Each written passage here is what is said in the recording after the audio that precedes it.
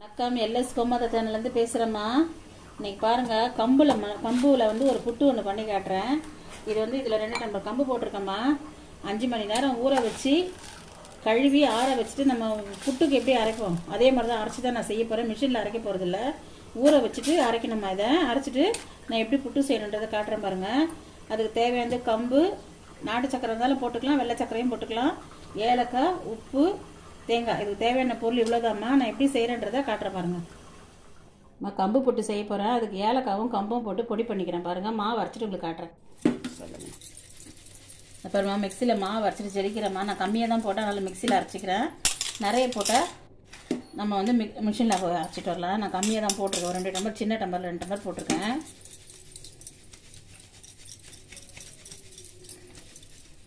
அப்புறமா மாவு எப்படி இருக்கு பாருங்கள். இதுதான் நம்ம புட்டு பண்ண போகிறோம்.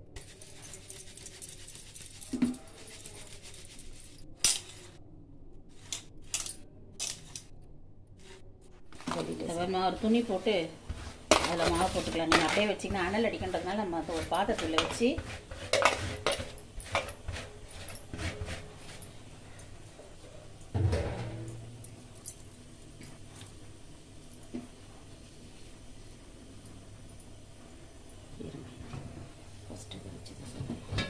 அப்புறம் இட்லி குண்டா வச்சுருக்கேன். தண்ணி கொதிச்சிடுச்சு, உள்ள வச்சிடலாம். ஒரு 10 நிமிஷம் வந்து ஆஃப் பண்ணிடலாம். அதை 10 நிமிஷம் வந்து ஆஃப் பண்ணிடலாம். நான் உப்பு தண்ணியெலாம் தெளிக்கலம்மா. ஒரு 10 நிமிஷம் ஆவி கட்டி எடுத்துட்டு ஆற வச்சுட்டு உப்பு தண்ணி தெளித்து திருப்பி ஒரு ஆவி வைக்கணும். பாருங்க, இதில் வெந்துடும் நல்லா. அப்புறம் வெந்து வச்சு பாருங்க. மாவு வெந்துச்சு பார்த்தீங்களா. எடுத்து ஆற வச்சுக்கலாம்.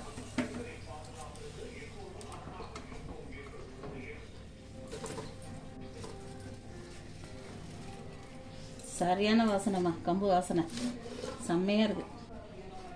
நான் இதை வந்து உப்பு தண்ணி தெளித்து வைக்க சொல்ல நான் உங்களுக்கு காட்டுறேன். நான் எப்படி உப்பு தண்ணி தெளித்து வைக்கணுன்றதை காட்டுறேன்.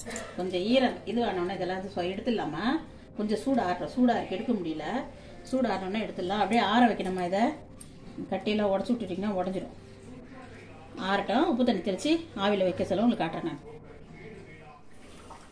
இந்த பாருமா, புட்டு மாவு நல்லா ஆறிடுச்சு பார்த்தீங்களா. ஆற வச்ச மாவு இதை வந்து நல்லா ஆற வச்சு டப்பாவில் போட்டு வச்சுட்டிங்கன்னா ஸ்டோர் பண்ணிட்டா நல்லாயிருக்கும்மா. இது பாருங்க, உங்களுக்கு வேணும்னா கொஞ்சம் மழையும் கிழமா இருக்கிறதுனால கொஞ்சம் லேசாக வறுத்து கூட நீங்கள் எடுத்து வச்சிடலாம். எப்போ வேணுமோ பண்ணிக்கலாம். இந்த பக்குவத்தில் எடுத்து வச்சுட்டிங்கன்னா நான் கொஞ்சம் தான் பண்ண போகிறேன். இதில் 1 டம்ளர் மாவு எடுத்துக்கிறேன்.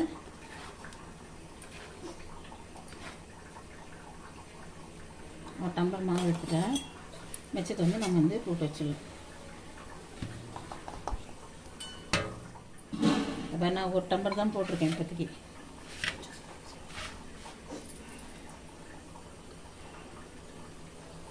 இப்போ நான் இட்டுக்கு நல்லா தண்ணி வச்சு கட்டரை போட்டிருக்கேன். உள்ள ஆவியில் தான் வைக்கணும்.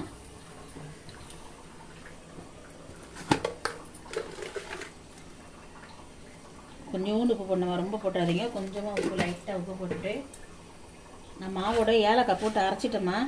லைட்டாக தண்ணி தெளிச்சு பெசரணும். இதை புட்டு மாவு மாதிரியே தான்மா இது. நல்லா லைட்டாக தண்ணி தெளிச்சு பெசஞ்சிட்டு நல்லா ஊறும். நல்லா ஒரு 10 நிமிஷம் வச்சுட்டு கூட நம்ம ஆவியில் வைக்கலாம். நல்லா ஈரெல்லாம் இழுத்துக்கும் நல்லா.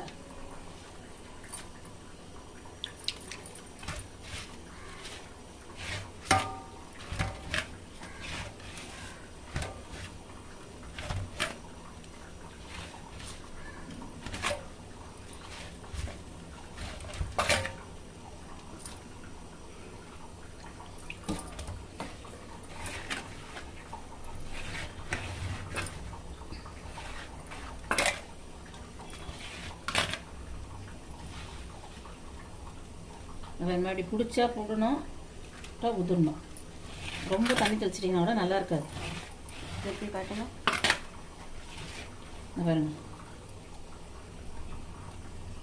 பிடிக்கணுங்களா, விட்டா உதிரணும். இதுதான் பக்குவமா புட்டுக்கு.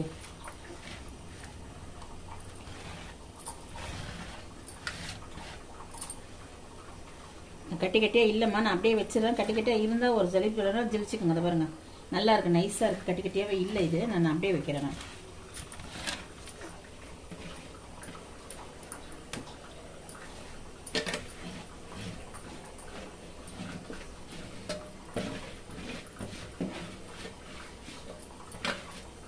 ஏற்கனவே இது வெந்த மாவு தான்மா. ஒரு 10 நிமிஷம் வச்சிங்கன்னா வந்துடும். ஒரு 7-8 நிமிஷம் கூட போகிறோம் வச்சிங்கன்னா ஒரே ஆவிலே வெந்துடும்.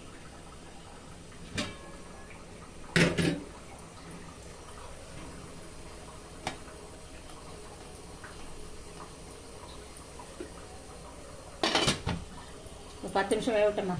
நான் எடுத்துகிட்டு காட்டுறேன்.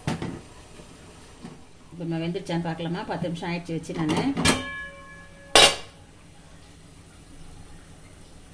நான் வெந்துச்சு பாருங்க.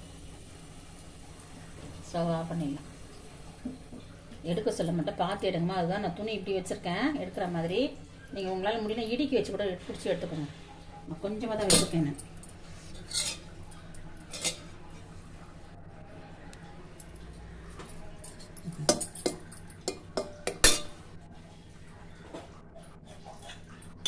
நான் எந்த புட்டுக்குமே கொஞ்சம் நெய் ஊற்றினீங்கன்னா கொஞ்சம் நேரம் ஆச்சுன்னா கூட நல்லாயிருக்கும்மா.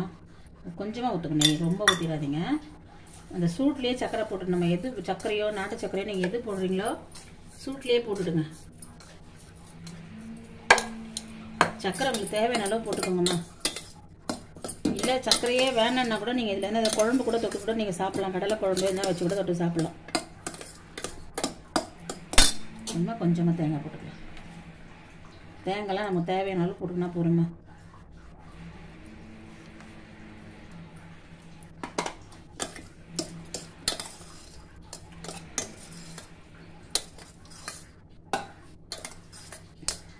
சக்கரை சரியாக இருக்கான்னு பார்த்துங்க. இன்னும் போட்ட அளவு கரெக்டாக இருக்குமா?